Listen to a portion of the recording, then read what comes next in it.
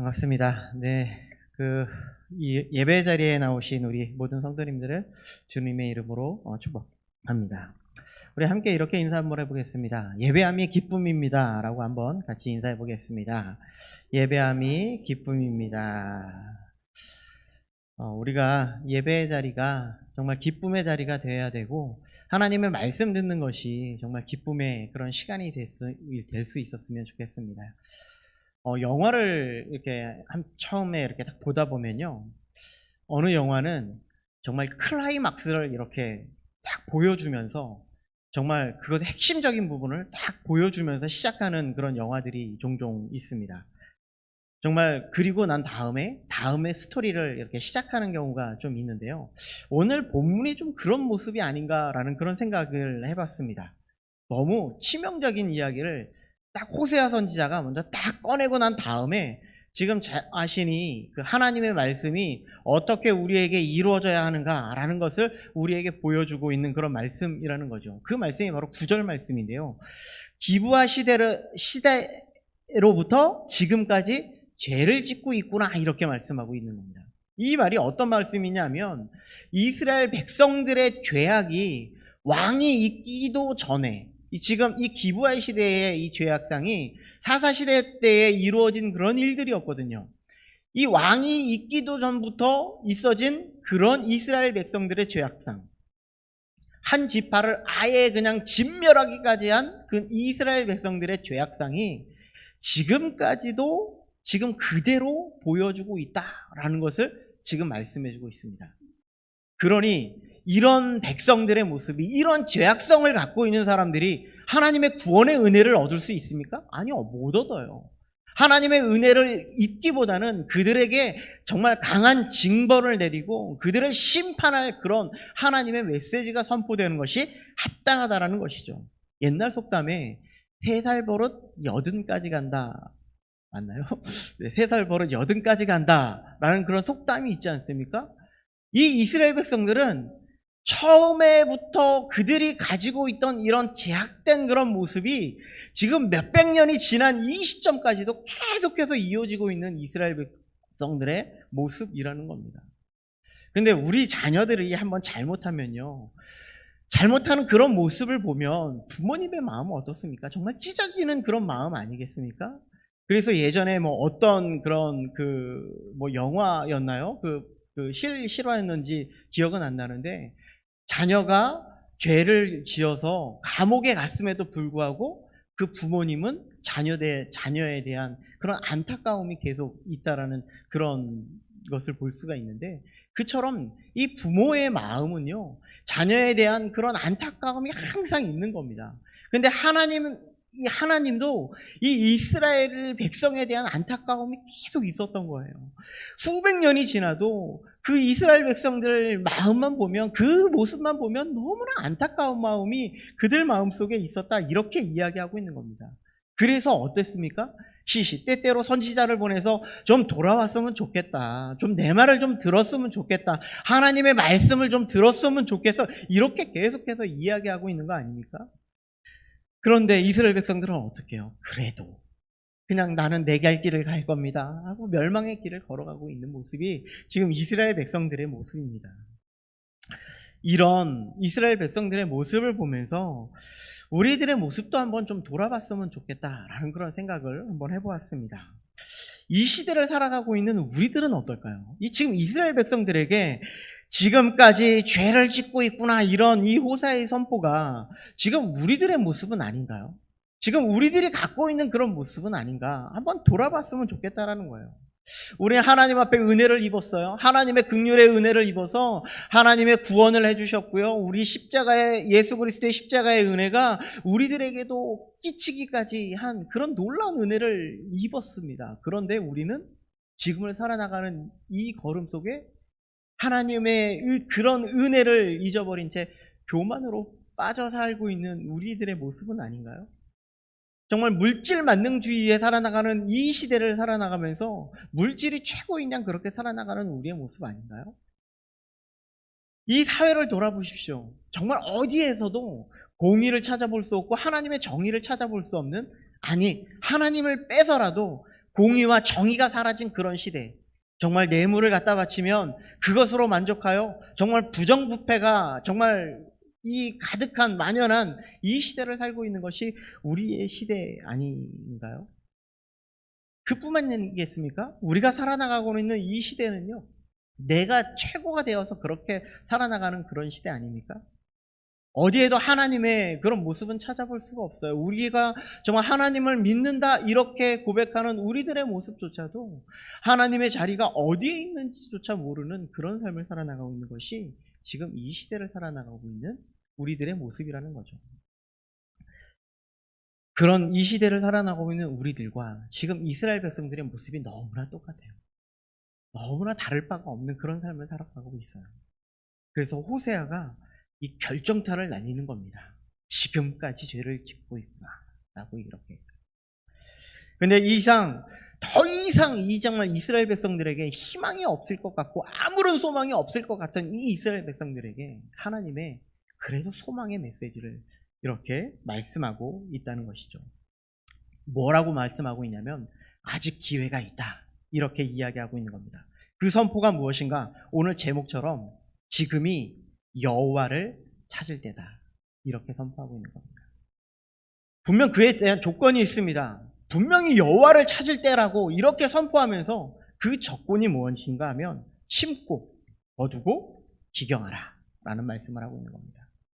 너희가 여호와를 찾게 되면, 너희가 여호와 앞에 나와서 하나님의 뜻을 따르면, 하나님 앞에 심고 거두고 기경하게 되면 너희가 마침내 공의를 비처럼 너희에게 내리시리라. 하나님의 온전하신 뜻을 너희에게 베풀리라. 하나님의 온전하신 말씀을 너희에게 알게 하리라. 하나님의 사랑을 너희에게 베풀리라. 이 말씀을 지금 하고 있는 거예요. 호세아는 정말 얼마나 간절한 마음으로 이스라엘 백성들이 돌아왔으면 좋겠다 이 마음을 전하고 있는지 모릅니다. 그렇다면 우리는 어떻게 여호와를 찾을 수 있을까요? 어떻게 여호와 앞에 나올 수 있을까요? 그 말씀을 오늘 말씀을 통해 한번 살펴보도록 하겠습니다. 먼저 9절부터 11절까지는요 계속되는 하나님이 이스라엘 백성들에 대해서 심판의 말씀을 계속해서 외치고 있습니다. 참 어려운 것은요, 말을 잘 안 듣는 자녀들에게 이거 해라 저거 해라 이야기해도 잘 안 듣습니다. 그렇죠? 여러분들 자녀들 많이 키워보셔서 알잖아요. 우리의 자녀들이 한번 말을 안 듣기 시작하면 왜 이렇게 말을 안 듣는지 정말 어렵습니다. 뿐만 아니라 공부해라고 해도 공부가 왜 해야 되는지 모르기 때문에 공부를 안 해요. 그렇죠? 운동을 해라 운동을 해라고 해도 왜 해야 되는지 알지 못했기 때문에 운동을 안 한다는 말이에요. 자신의 정말 건강하다고 생각하기 때문에 그 운동을 안 합니다. 제가 꼭 그래요. 제가 건강한 것처럼 보이지만 참 건강하지 않음에도 불구하고 알고 있으면서도 불구하고 참 게으름 때문에 이렇게 온전하게 이런 운동을 하지 못하는 그런 내 자신을 돌아볼 수 있겠더라고요. 그런데 이스라엘 백성과 별반 다르지 않아요. 그래서 선포하는 겁니다. 지금이 여호와를 찾을 때다. 이렇게 계속 선포하고 있는 겁니다. 여호와를 찾을 때다. 그 의미를 한번 오늘 생각해 볼 텐데요. 그 첫 번째가 무엇인가 하면 12절부터 15절 이 12절 말씀을 중심으로 해서 오늘 말씀을 한번 살펴보려고 하는데요. 12절 처음에 무엇이라고 말하고 있냐면 너희가 자기를 위하여 공의를 심고 인애를 거두리라 라고 이야기합니다. 그래서 첫 번째가 공의를 행하라 라고 말하고 있습니다. 먼저 호세아는요 이스라엘 백성들을 향해서 11절에 보니까 뭐라고 이야기하고 있냐면 마치 길들인 암소와 같다 이렇게 말하고 있습니다. 그런데 소에게 문제가 하나 발생됩니다. 어떤 문제가 발생이 되냐면 이 소는요 밭을 갈지 않습니다. 다만 곡식만 밟기를 원하고 있다는 거예요. 농사하시는 분들은 좀 아시겠지만 예전에 소를 키워보신 분들은 다 아시겠지만 이 소를 키우는 분명한 목적이 있습니다. 지금이야 트랙터도 있고 겨우기도 있고 그래서 밭을 갈고 논을 갈고 이렇습니다. 그런데 예전에 이 소를 키우는 목적 중에 하나는 무엇인가 하면 이 소를 통하여서 밭을 갈고 밭을 일구고 그리고 그런 일들을 시킴으로 이 농사에 함께하고자 하는 동반자 역할을 한 것이 바로 이 소의 역할이었다는 것이에요. 씨앗을 심고 밭을 일구는 데 쓰임받는 것이 바로 이 소의 역할이었는데, 그런데 오늘 본문에 이 소를 한번 보십시오. 무엇만 하기를 좋아하냐고 말하고 있냐면 11절에 마치 길들인 암소 같아서 곡식 밟기를 좋아한다 라고 이야기합니다. 이것은 어떤 의미를 담고 있냐면 어렵고 힘든 일을 하기 싫어하는 상태, 지금 이스라엘 백성들이 이런 상태입니다. 그러니까 무엇인가 하면 모든 것이 다 수확이 되어서 그냥 나는 추수만 즐기려고 합니다 라는 모습이 지금 이 소의 상태라는 거예요. 지금 이스라엘 백성들이 어떤 상태에 놓여 있는지 그것을 빗대어 이야기하고 있는 것이 이 말씀이라는 거예요. 이 말씀은요, 원래 신명기 25장 4절 말씀에 있는 말씀을 이야기하고 있는 건데요. 곡식을 밟으면서 타작하는 소의 입에 망을 씌우지 말라라고 말합니다. 이 말은요, 열심히 일하는 소에게 넉넉하게 먹을 것을 주어라 라는 그런 의미입니다. 그러니까 무엇인가 하면 이 소를 우리가 쓰는 이유가 있고 합당하게 그 이스라엘 백성들을 부르신 이유가 있다라는 거예요. 그들의 부르심에 합당하게 행할 수 있는 일들을 해야 한다라는 것을 말씀하고 있어요. 그런데 지금 이스라엘 백성들은 무엇을 하고 있습니까? 하나님을 예배하지도 아니하고 하나님의 말씀을 듣지도 아니하는 자기가 원하는 대로의 삶을 살아나가고 있는 모습이 지금 이스라엘 백성들의 모습, 죄악으로 치닫고 있는 이스라엘 백성들의 모습이다라고 말씀하고 있다는 거예요. 그래서 하나님께서 원하시는 것은 무엇인가? 하나님께서 그 이후의 말씀에 내가 그의 아름다운 목에 멍에를 메우고 라고 이야기합니다. 무엇인가 하면 강제로라도 내가 일을 시키겠다라고 이야기하는 겁니다. 그러면 하나님이 어떻게 일을 시킬까요? 하나님이 이스라엘 백성들을 어떻게 일을 시키기 위해서 이런 말씀을 하고 계신 걸까요? 이스라엘 백성들에게 계속해서, 문제는요, 이스라엘 백성들에게 나쁜 그런 죄악상이 계속해서 이루어지고 있다는 거예요. 그것이 무엇이었습니까? 우상의 그런 씨앗을 계속 심기도 하고요. 계속해서 불법의 씨앗을 심고요. 죄악의 그런 씨앗을 그들이 계속해서 심고 있는 이스라엘 백성들의 모습을 볼 수 있다는 겁니다. 그런데 이제부터 무엇이라고 이야기하고 있냐면 12절에 보면, 개역 한글에 보면 이렇게 이야기합니다. 의를 심고 긍휼을 거두게 하겠다, 이렇게 이야기합니다. 다른 말로 하면요, 정의의 씨앗을 뿌리고 열매를 거두겠다 말씀하고 있는 겁니다. 이 말은요, 하나님이 이스라엘 백성들로 하여금 아직 내가 긍휼의 마음을 가지고 있다, 내가 너희들에게 정말 사랑의 마음을 아직까지 가지고 있다, 너희들에게 분명하게 심판하실 것은 분명한데 아직까지 내가 너희들에게 불쌍히 여기는 마음을 내가 가지고 있다, 이 말씀을 하고 있는 거예요. 요즘 새벽 말씀에 마태복음을 이렇게 계속 보고 있는데요, 산상수훈의 말씀에 팔복의 이야기가 우리 알고 있을 겁니다. 그 팔복의 내용 중에 이런 말씀이 있죠. 긍휼히 여기는 자는 복이 있나니 저희가 긍휼히 여김을 받을 것이다 라는 말씀이 있습니다.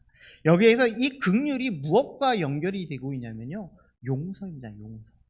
사랑의 용서. 내가 너희를 사랑하고 있기 때문에 아직까지는 너희들을 용서할 마음이 있는 거예요. 이렇게 이야기하고 있는 겁니다. 우리가 하나님께 받은 용서의 은혜가 얼마나 큽니까? 정말 그런 용서의 은혜가 있지 않았으면 하나님이 이 땅 가운데 오셔서 십자가의 은혜로 우리에게 그 사랑을 보여주실 수 없는 겁니다. 하나님은 그런 마음이 있기 때문에 이 땅 가운데 오셨다는 거예요. 만일 우리가 하나님의 용서를 받지 않았다면 우리 이 땅 가운데에 살아나가는 어느 누구도 하나님의 구원의 은혜를 누릴 자가 아무도 없겠죠. 이처럼 하나님이 우리에게 보여주셨던 긍휼의 은혜를 베풀라는 것을 말씀하고 있는 겁니다. 또한 이스라엘 백성들에게도 똑같아요. 이 용서의, 이 긍휼의 은혜를 너희들에게도 온전히 행해라, 이것이 참된 의를 행하는 거다 말씀하고 있는 겁니다. 그렇게 되면 어떻게 된다고요? 오늘 말씀처럼 인애를 거두리라, 합당한 열매를 맺게 하겠다, 사랑의 열매를 맺게 하겠다, 이것을 우리에게 말씀해 주고 있는 거예요. 자, 그렇다면 그러기에 우리에게는 아직까지 희망이 있습니다. 아직까지 우리를 용서하시고자 하는 하나님의 사랑이 있기 때문에 이스라엘 백성들에게 아직까지는 희망이 있다는 거예요. 그래서 어떻게 하라고요? 여호와를 찾으라고요. 여호와를 찾을 때, 길이 참으시는 하나님이 우리에게 여호와를 찾을 때 내가 너희를 용서해 주겠다, 그 사랑을 베풀겠다 말씀해 주고 있다는 것이죠. 이후에 이 이야기에 대해서 좀 더 살펴보도록 하고요. 오늘 두 번째로 우리에게 여호와를 찾을 때에 찾는 것을 두 번째로 이야기하는 것이 무엇인가 하면 묵은 땅을 기경하라 라고 말씀하고 있어요. 제가 시골에서 그 부모님을 도와 농사를 많이 도왔습니다. 한참 청년 때까지도 한참 시골에 내려가서 밭도 갈고 농사도 경운기로 논도 갈고 밭도 가는 경우가 너무나 많이 있어요.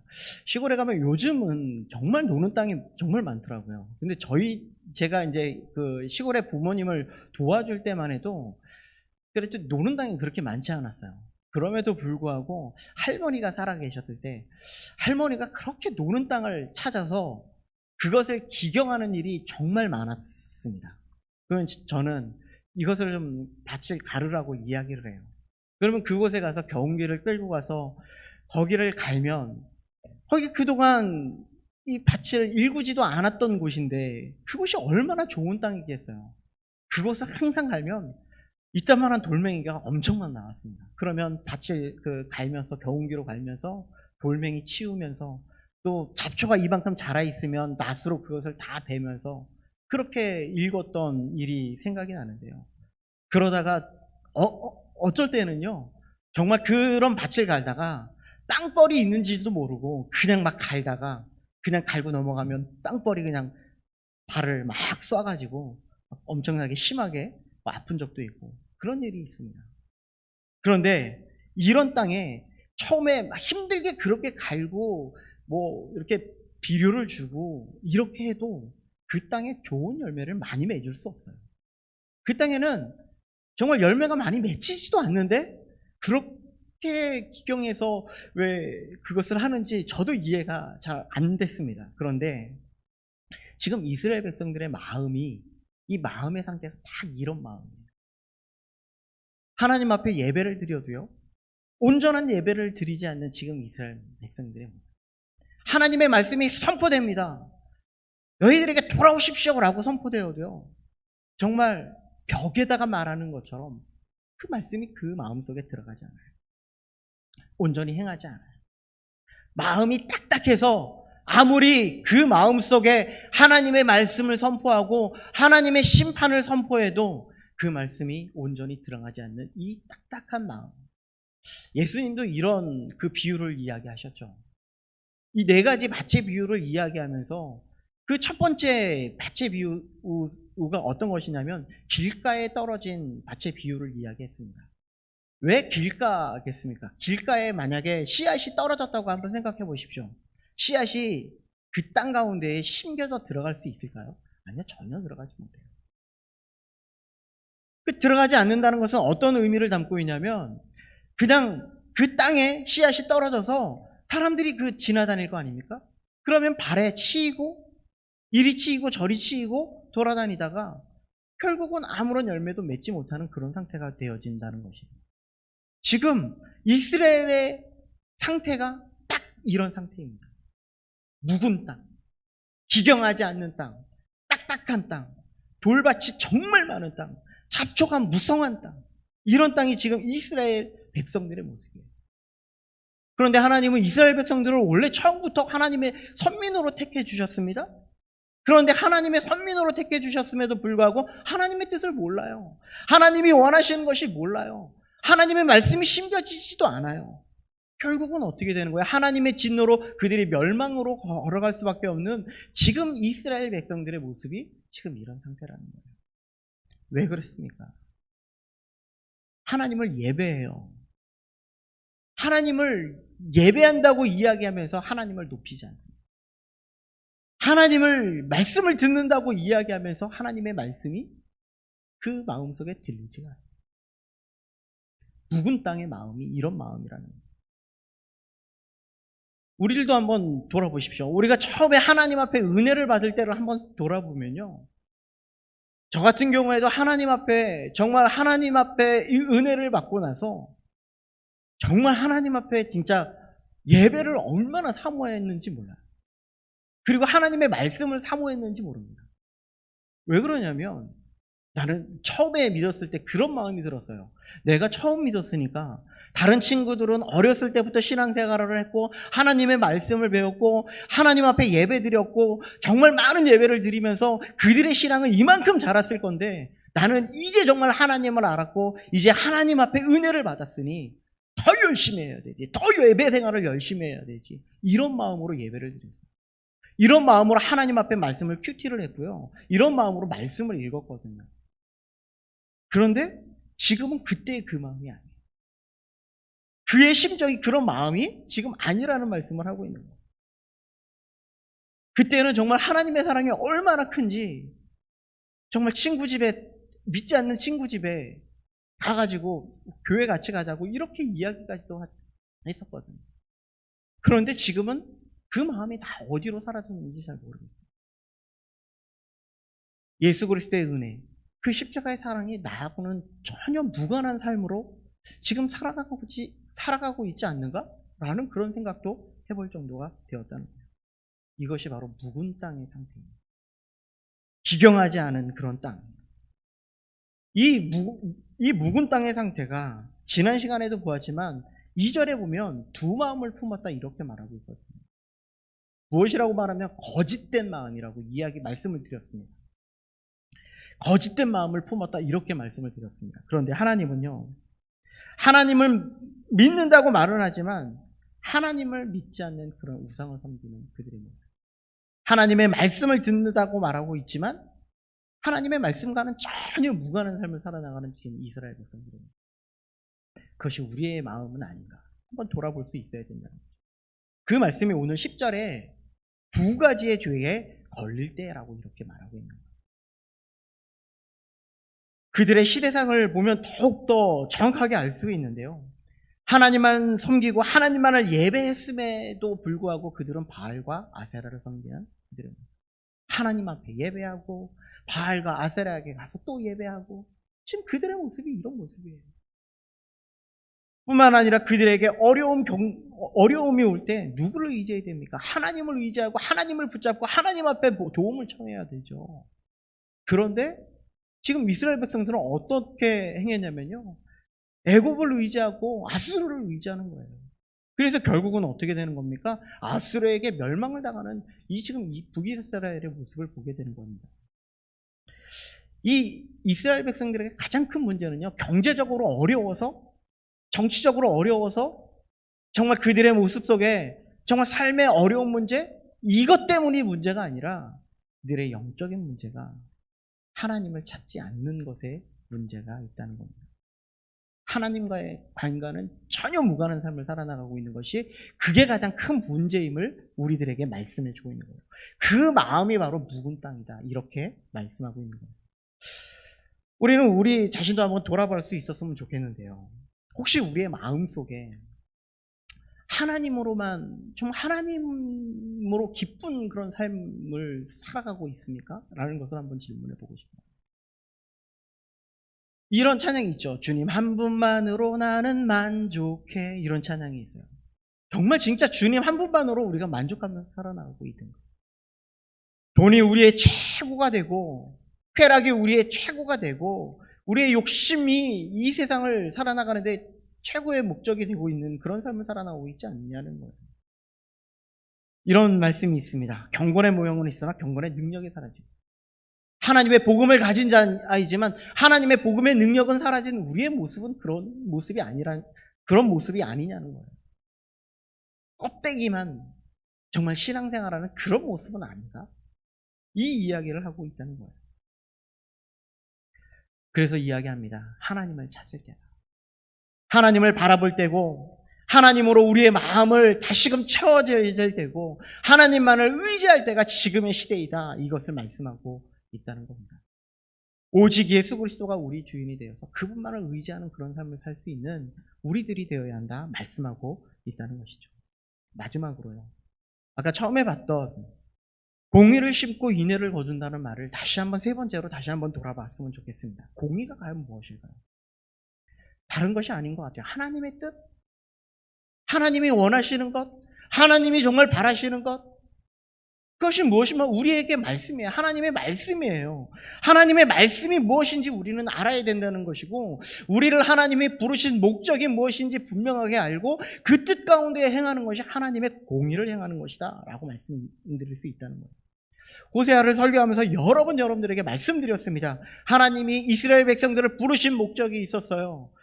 하나님의 부르신 목적이 있는데 그것이 과연 무엇이냐는 거예요. 인간의 본성이 얼마나 악한지를 정말 보여주는 대목이기도 한데요. 우리는 하나님의 은혜를 입었음에도 불구하고 그 뜻대로 행하지 못하죠. 이스라엘 백성들을 애굽에서 불러내어 가나안 땅에 하나님께서 들이실 때 그들에게 행하신 말씀이 있어요. 그들과 가나안 땅에 있는 사람들과 관계하지 말아라. 그들을 진멸하라. 그리고 그들의 모든 문화를 다 제거하라. 그리고 오직 하나님의 말씀만 행하라. 이것이 하나님의 말씀이었습니다. 하나님의 말씀이 그들에게 임했어요. 그런데 그들은 그들의 모습을 따라가지 아니하고 오직 하나님의 말씀만을 따라가지 아니하고 그들을 진멸하지 않았어요. 그들에게 같이 가서 어울리기 시작했습니다. 그들과 결혼했습니다. 지금 이스라엘 모습들이 그들의 자신의 악의 모습을 그대로 행하고 있는 모습을 볼 수 있다는 거예요. 그러기에 우리에게도 하나님이 원하시는 것이 있습니다. 바로 하나님의 말씀 앞에 우리를 한번 비춰봐라. 너 자신을 하나님 앞에 정말 비춰볼 수 있는 그런 시간이 되었으면 좋겠다. 이렇게 말씀하고 있다는 거예요. 시편은 우리에게 말씀하십니다. 주의 말씀은 내 발의 등이요 내 길의 빛이다. 정말 하나님의 말씀이 우리의 마음속에 비치면 우리의 모습이 보일 수밖에 없어요. 우리가 얼마나 정말 악한 자이고 얼마나 죄된 자인지를 볼 수밖에 없습니다. 그리고 그 말씀을 쫓아갈 때 우리는 참된 예수 그리스도의 빛을 찾아갈 수 있다는 거예요. 그리고 하나님의 말씀이 온전히 세워지고 주님의 공의를 행할 수 있는 우리들이 될 수 있음을 말씀하고 있는 겁니다. 그런데 이스라엘 백성들은요, 의로운 삶을 살지도 못했고 하나님의 말씀을 따라가지도 못했고 정말 세상의 욕심이 더욱더 커져서 자기 자신의 욕심대로 살아가는 이스라엘 백성들을 볼 수 있다는 것이죠. 아까도 말씀드렸지만 이스라엘에 부르신 목적이 있다고 말씀드렸어요. 계속해서 말씀드렸죠. 그들을 부르신 목적은 이방인의 빛으로서의 삶을 살아나가라고요. 많은 사람들에게 예수 그리스도 하나님이 얼마나 크고 놀라운지를 보여주라고요. 그들을 제사장나로 삼으시고 하나님의 소유된 백성으로 삼으시고 주님께서 그들을 거룩하게 만드시는 하나님의 뜻이 있었음에도 불구하고 그들은 그 모든 하나님의 온전하신 뜻, 하나님의 부르심에 온전히 행하지 못하는 그들을 볼 수 있었다는 겁니다. 온전히 하나님의 공의를 심지 못하는 그런 일을 그들이 행하고 있었다는 말씀입니다. 자, 그렇다면 결론적으로 이렇게 우리가 심고 거두고 기경해야 되는 그런 하나님을 찾는 그런 일은 과연 무엇일까요? 이 말씀은요, 무엇인가 하면 하나님만이 나의 도움이 되어야 된다는 거예요. 우리가 하나님의 말씀을 붙잡는 것, 하나님이 전부가 되라는 말씀을 하고 있는 거예요. 하나님의 인애를 원하는 것, 하나님의 사랑이 우리 가운데 차고 넘치기를 바라고 이 사랑이 넘쳐나서 우리의 이웃에게 전할 수 있는 그런 사람들이 되어야 한다는 거예요. 우리의 마음속에, 딱딱한 이 마음속에 하나님의 말씀이 기경되고 하나님의 말씀이 우리의 마음속에 샘솟아서 주님의 복음만이 우리가 걸어가는 모든 길 속에 살아나 넘쳐날 수 있기를 바라는 마음이 우리 가운데에 있어야 된다는 거예요. 이것이 하나님을 찾는 그런 마음이라고 말씀하고 있는 겁니다. 그래서 우리에게 하나님의 말씀이 온전히 서게 된다면 로마서 12장 2절의 말씀에 있는 것처럼 오직 마음을 새롭게 함으로 변화를 받아 하나님의 선하시고 기뻐하시고 온전한 뜻이 무엇인지 분별할 수 있는 우리들의 삶이 될 것이라고 말씀하고 있는 것이고요. 에베소서 4장 24절에 있는 말씀처럼 하나님을 따라 의와 진리의 거룩함으로 지으심을 받은 새 사람을 입는 그런 놀라운 축복의 은혜를 우리들이 받겠다 말씀하고 있는 겁니다. 오늘 말씀을 들으면서 이스라엘 백성들의 모습과 우리의 모습을, 삶을 한번 계속해서 대조해 보면서, 계속 바라보면서 우리는 무엇을 의지하고 무엇을 쫓아가고 있고 무엇을 위해서 살아나가고 있는지 한번 돌아보시고, 우리의 마음속에 하나님의 말씀, 하나님을 의지하는 마음, 하나님의 복음이 살아 움직여서 정말 복음만이 우리의 능력이 되어 이 세상을 살아나가는데 주님의 말씀이 선포되고 주님의 복음이 선포되는 놀라운 삶의 그런 은혜가 넘치기를 간절히 소원합니다. 기도하시겠습니다. 사랑의 하나님, 감사를 드립니다. 우리에게도 지금까지 정말 죄악으로 살아나가고 있는 우리의 모습들을 바라보면서 정말 우리에게도 하나님의 소망의 말씀이 선포되기를 원합니다. 하나님께서 하나님을 찾을 때라고 우리에게도 말씀하고 있음을 돌아볼 때에 하나님을 온전히 붙잡는 그런 우리의 삶이 될 수 있도록 인도하여 주시고, 하나님의 말씀이 우리 가운데 차고 넘쳐서 주님만을 의지하고 주님만을 붙잡고 주님의 말씀이 살아 움직일 수 있는 우리의 모든 삶이 될 수 있도록 인도하여 주옵소서.